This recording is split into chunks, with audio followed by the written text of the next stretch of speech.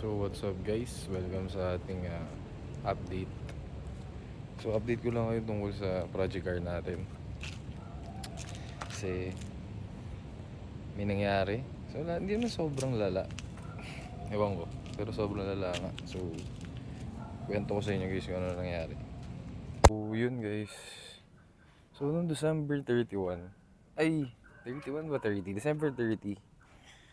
So, umikot kami nila Franco. Kaming dalawa ni Franco. Kain kami sa may sa may Kalayaan, sorry.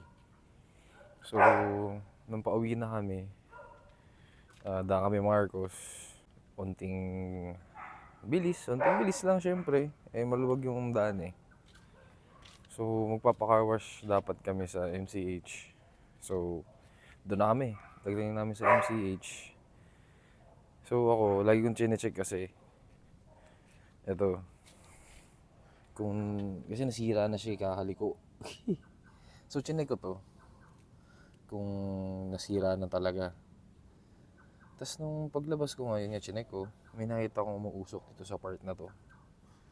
Tangina. So, kala ko sa gulong lang, nasusunog. Tapos, sabi ko, iba yung amoy, iba yung tunog. So, pagbukas ko ng hood, tangina, etong oil cap nga, nandito na.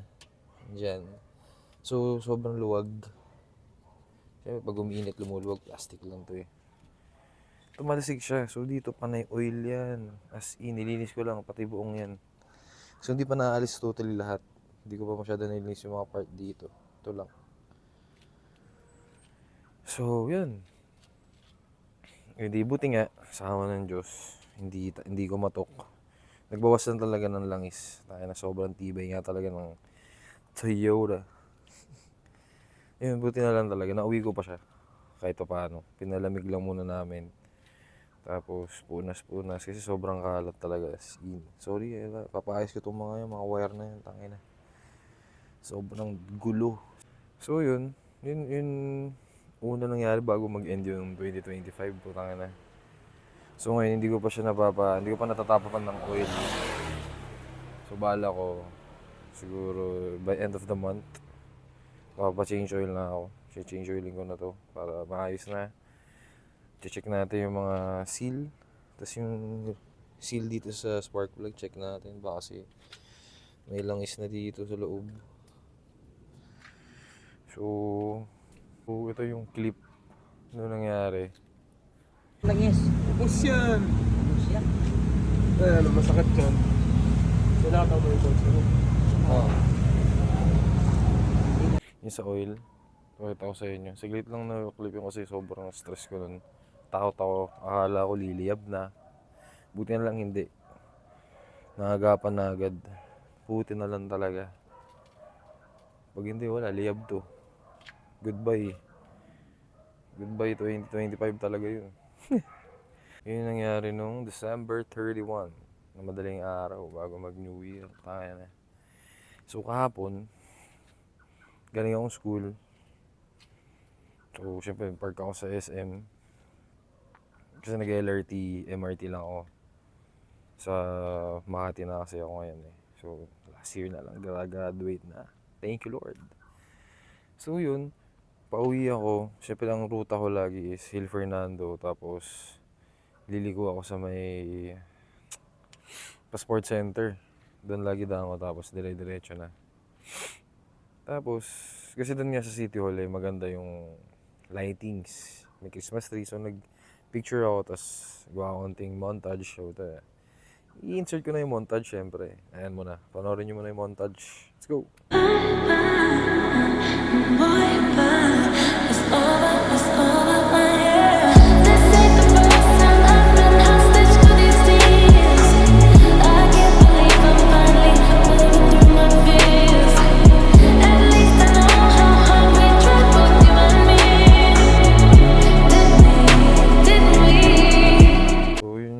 Natin bago ang sakuna. So nung pauwi na ako, paliko ako ng engineering. Ano yun, sa may Shakey's, kanto ng Shakey's tsaka na Silan. Paliko ako pa uwi, pa-left ako pag galing ako ng bayan. Ng Shuav, sorry. Tama ba? Basta yun. Guerrilla Street. Kaliwa ako sa engineering from Guerrilla Street. So yun, pagligo ko ng Guerrilla Street, namatay yung auto. Akala ko nawalan na ako ng gasolina. Kasi hindi accurate yung gas gauge ko. Yung gauge ko ngayon, bali RPM lang gumagana. Pati yung speedometer ko hindi gumagana eh. So need ko pa paayos. So yung gas gauge, yung gauge ko sa naka-empty. Pero alam ko may karga pa to eh. Pero yun, akala ko nawalan na akong gas. So tinulak ko to. Tinulak ko simula sa kanto hanggang Petron. Taka ng layo. Buti may tumulong sa atin. Shoutout sa'yo kuya. Maraming salamat. So, yun. Tinulak ko siya. Buti may tumulong sa atin. Simula kanto, sa may parisan ni Boynita, hanggang Petron. Medyo dulo na yun bago mag-Comedor. Kaharap siya ng katabi siya ng Simo. Yung nag-ano naman basura sa Marikina. So, yun. Pag-asa ko 300. Kasi yun naman kaya naman na neto makauwi nun. Tinry ko i-start. Ayaw. So, niligyan ko ng onting gas yung butas sa carb. Yung parang tinatawag nilang titi. So, yun nga. Paglagay ko nung unting gas sa may curb, tinatry ko siyang i-start. Ayaw talaga. Ayaw pa rin. Yun nga. Tinawagan ko na si Franco para i-check. Wala talaga. So, analysis nga is yung ignition coil natin. Kailangan na talagang palitan. So, malabas na talaga. Nagpapalambing na siya. So, ganun talaga pag nag-project ka ng 90s. Lalo na't mas matanda sa'yo to. Pero sobrang bilib ako talaga dito. Na, yun nga, before pa mangyari yung pagsabog ng oil cap, natagaytay ko pa to. Sama ko rin si Franco. So, yun yung una naming long drive. Dala tong Corolla natin. So, goods naman wala laging problema. Pero, yun nga, kailangan na talagang palitan yung wheel bearing na yun. Kasi, ingay sa loob, grabe. Tapos, kailangan din i-tune up yung carb para kahit paano lumabas yung totoong potential ng auto na to. Kasi alam ko, mabilis talaga to eh. Kaya ako nahilig dito sa Corolla dahil din kay Franco. Na-impluensya niya ako sa pag-small body. Kasi meron siyang project na small body. Lalagay ko yung picture ng small body niya dati. Nilove ako. Yun. So, nagustuhan ko to. Minanifest ko talaga to. Para makuha tong project car na to. Siyempre, sa una, lalo na ganito mga nangyayari, nakaka-down din. Ako, for me lang. Siguro yung mga iba rin bumubuo, i-feel to.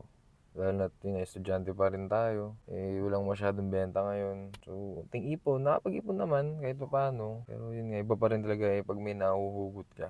Pero thankful pa rin ako kay mama, tinutulungan ako dito sa project car natin. So yun yung mga nangyari sa kotse na to. Tapos ano pala, yun, nagpalit na rin tayo ng Mags Track R. Ganda ng kulay eh. Wait lang, lagyan ko flash. Yun talaga naman. So, Track R to. 15x7. Offset 35. 35 nga ba to? Pero ang ganda yung parang lapad niya. So, ngayon ko lang din na-appreciate lalo yung gulong. Kaysa dun sa nakakabit sa atin dati na na Mags yung equip. Mas bagay talaga to. Ayun Talaga naman.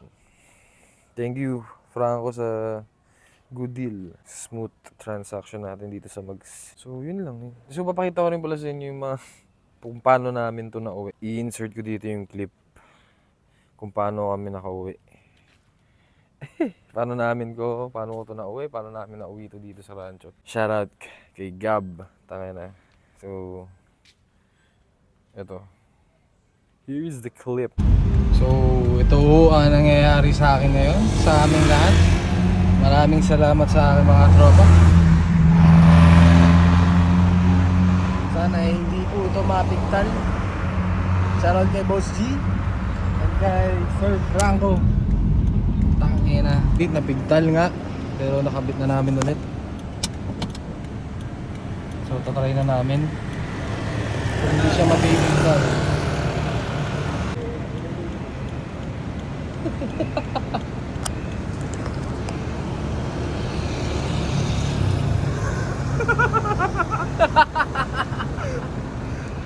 Tangina. Okay.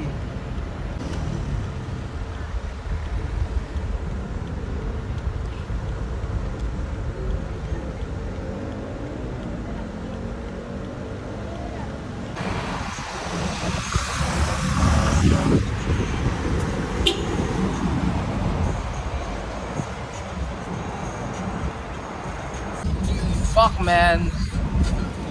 Yes, sir.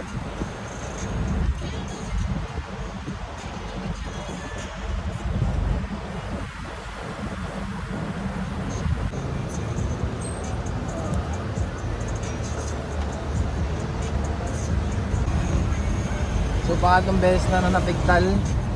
Tignan naman kasi yung tali.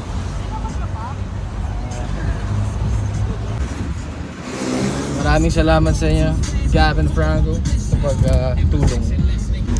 Yeah guys, please lagi nyo i-check yung mga auto nyo. Lagi nyo i-check. Yun. Sa amin ngayon. Hinilan natin yung Corolla. Kasama si Sir G, Sir Gav, and Sir Franco.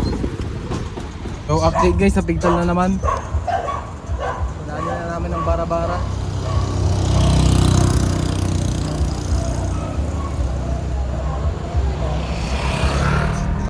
So update guys, malapit na kami.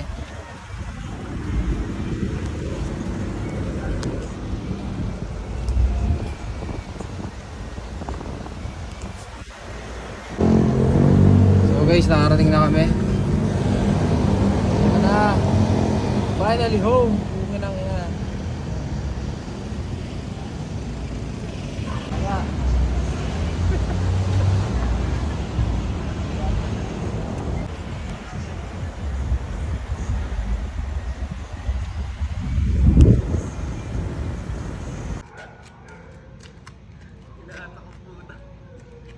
Alis dyan, alis dyan, alis dyan.